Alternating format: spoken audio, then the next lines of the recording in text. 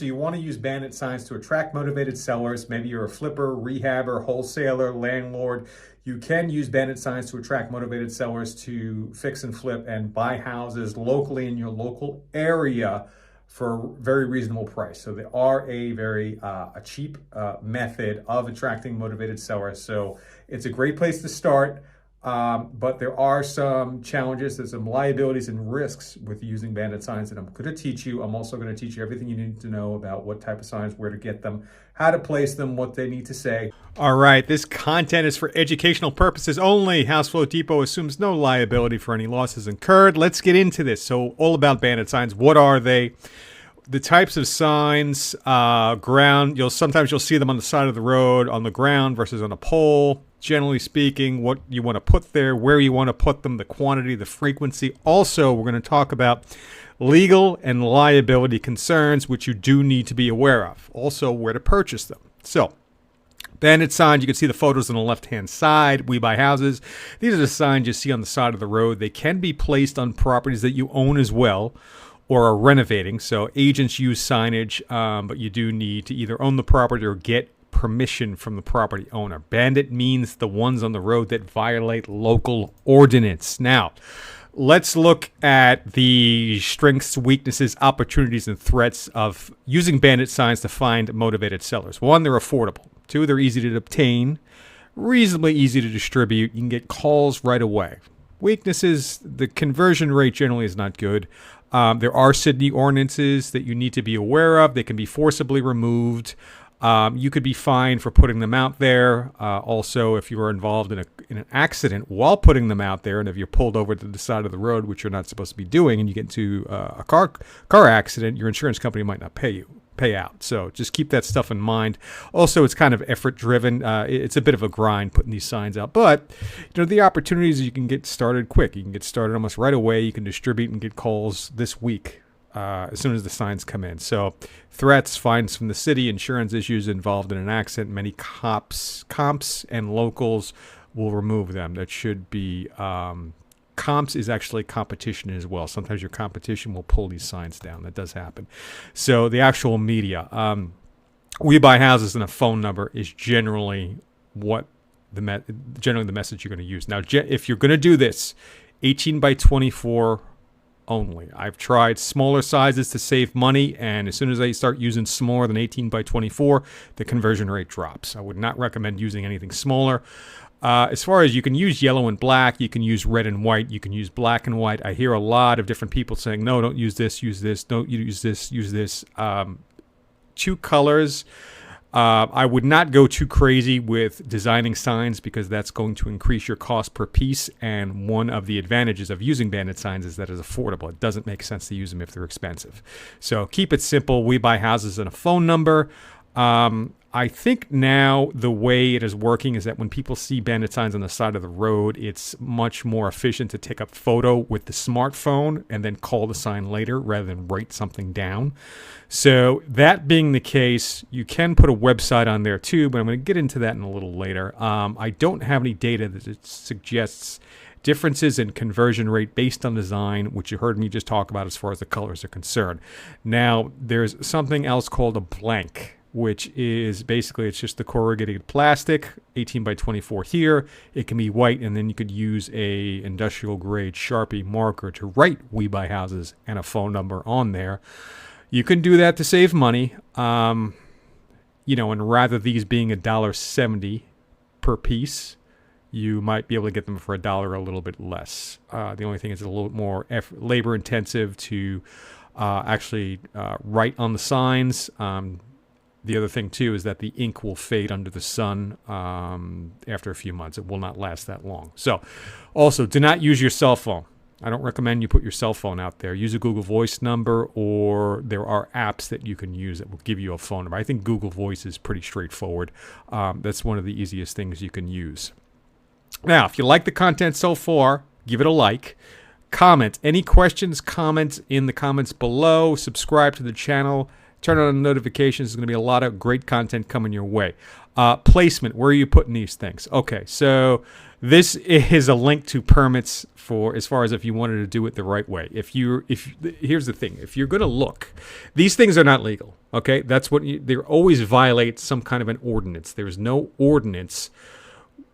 There's no ordinance, or there's no lack of an ordinance that says no, it's fine, you can put bandit signs out. There are times when and places in where they are tolerated. So during election season, you will see these signs out there. So this is an election year, so you will see signs. So you can probably get away with or have a larger margin of error as to where you put these signs during an election year. Now, you could see right there, this is an example of somebody advertising their pressure washing services. That's a smaller sign, which I don't recommend you use, but that's basically, it is probably a 15-inch or 30-inch stand. It goes on the side of the road that's right by a stop sign on the right-hand side. Okay, that's generally where you want to put them. There is something called extraterritorial jurisdiction. Now, if you look up an extraterritorial jurisdiction or an ETJ map for your local county, what you will see is that inside of every county, there might be more than one city. And inside those cities, there are boundaries or less basically gray areas where local city ordinance and code enforcement does not have jurisdiction to give fines. Now, I found out about this because of a company I was working with, and I was in between the border of Raleigh and Cary, and came to my attention that there was one off-ramp which did not fall under the jurisdiction of either city.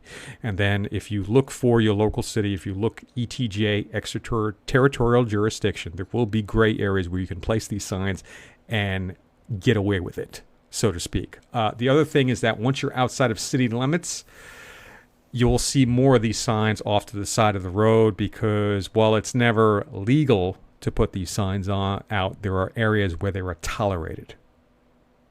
So that's the best advice I can give you with regard to these signs. Now, where placement is never compliant with city county code. Okay, so there are areas where they're tolerated outside city limits. On and off ramps of big highways is good.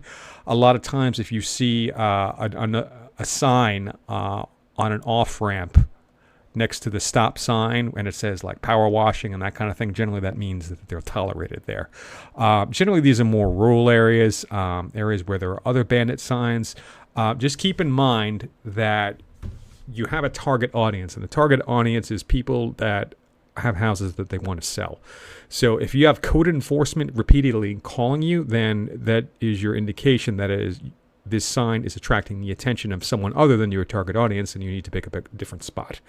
So, Sheriff in Fuquay story, reflective vest. Basically, I was in the city limits of Wake County, and a sheriff pulled me over. Well, basically, he saw me putting the sign out, and this is 4 a.m.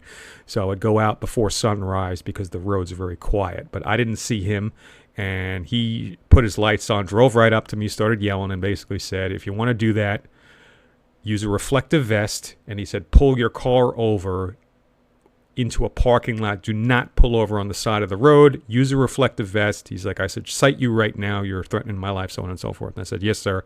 And I just went back into the car and I left. Now, the key points there is, even if you're putting these signs outside of city limits and the code enforcement does not have jurisdiction to cite you, a sheriff or law enforcement can cite you if they want to. Because you're not supposed to do that. You're technically littering. You might be violating some traffic rules by pulling over to the side of the road. Just keep this stuff in mind. Now, when you're in rural areas, the odds of you running into police, because you almost never see police in some of these more rural areas on and off ramps, it's a very low probability that you'll run into law enforcement. But if you do, generally speaking, if you have a reflective vest on and you've parked your car somewhere, you're less likely to get in trouble. So that is the best advice I can give you as far as that is concerned. Now, flute direction. So you see how this is an area where obviously a lot of signs are tolerated. Now, you can see there's landscaping. There's all these signs over here. Now, you can see that these signs are affixed to a pole. If you're going to slap them up and staple them to a pole, yes, they'll stay up longer. They are far less likely to get taken down. Especially when the people that come and cut the grass, generally they take up all the bandit signs that are on the side of the road. when they cut grass, especially during the summer. Now, the only thing you need to keep into consideration is that if you put signs that have vertical flutes, when the wind comes, these signs are going to fold over. So you have to use horizontal flutes if you're going to affix it to a pole.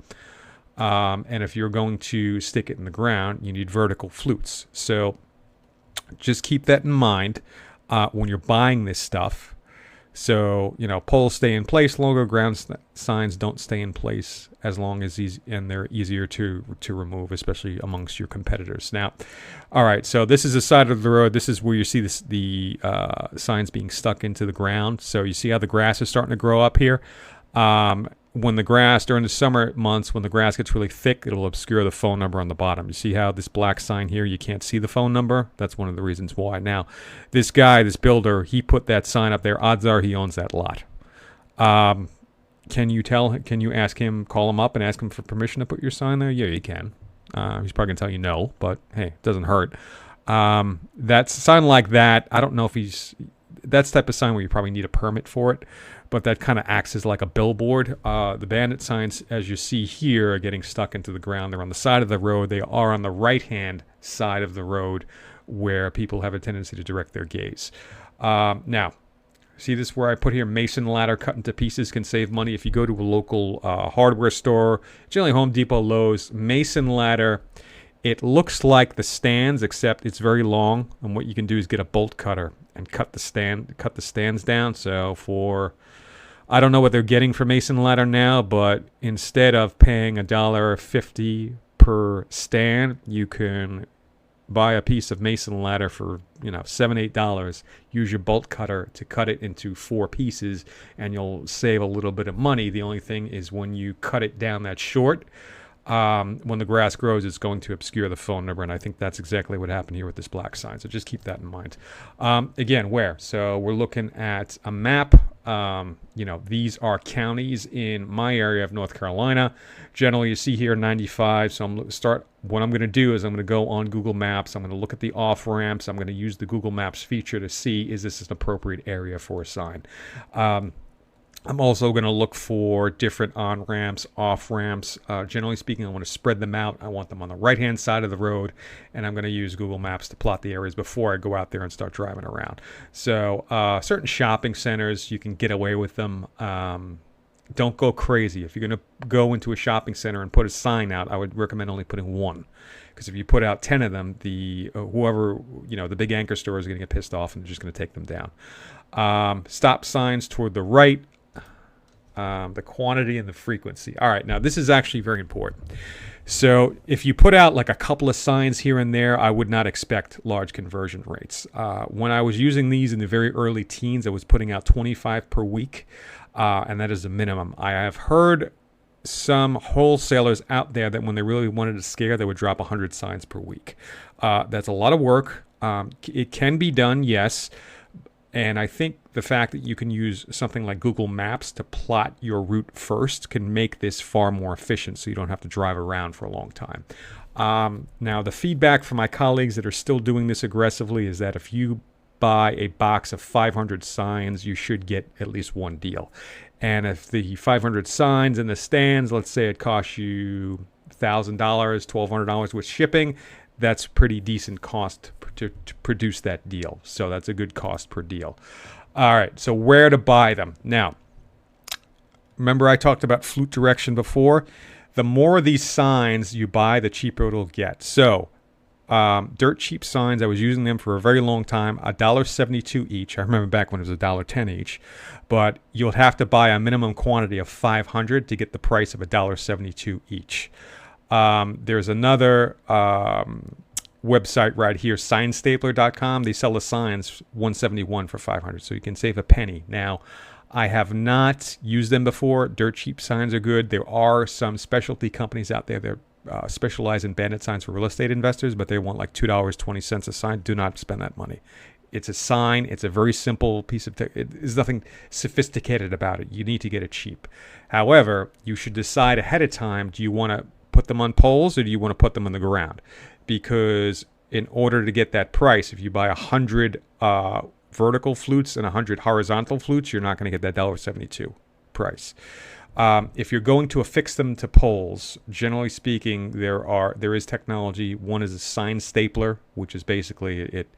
You're going to have to buy the stapler, and what it does, it holds the sign and it positions it right next to the stapler, and it allows it to for you to staple it up. Now, in the early teens and the very late 2000s, I bought something called a sign slapper. It was on patent at that time. And what you do is I would affix that to a paint pole, and then that's what allowed me to get the signs really high up. But you're going to need a 30-foot pole, and it's kind of awkward to drive around in the car. But if you want to fix them to poles, that's what you would have to do. Now, keep in mind, if someone catches you at fixing it to a pole, you're probably going to get fined because they're going to get really upset. The signs on the side of the road, they get taken down a lot. But if you start slapping stuff to poles, be careful. Don't do it like in front of this high-end mall. All right, because you're going to get in trouble if you get caught doing that. Out in the rural areas where you saw the pole that had the landscaper and the pooper scooper and a few of the other signs there, you're more likely to get away with it out there because there's already 6 signs affixed to that pole. So stick to areas like that. Don't do it in front of this high-end mall because you're going to get in trouble. Now, remember, these wire stands that are sold separately are at the 15-inch stands are 72 cents each. If you want to use the Mason ladder, you can do that. I wouldn't spend the extra money on the 30-inch stands. I would just go for the 15-inch. So when I did some research on pricing, 500 signs and stands, $1,220 before shipping, and your shipping is going to be $100 to $200. So if you want 500 of these things, that's what $1,220. Now, before you do that, make sure before you print your signs that the phone number works. Call the phone number. I've learned this lesson the hard way because once you approve the proof that they send you, if the phone number is wrong, now you have $1,000 worth of shit that you can't use. So just remember, if you want to put your website on there, fine. If you want to put your phone number on there, I would recommend that you put the area code in there too, but make sure that phone number is correct. Check it twice because once you give them permission to charge you a credit card and you get the proof, you can't change it. It's done. So, all right. If you like this content, hit the like button. Enter your comments and any questions in the comments, and I will be answering those questions, and there will be more of these videos coming out.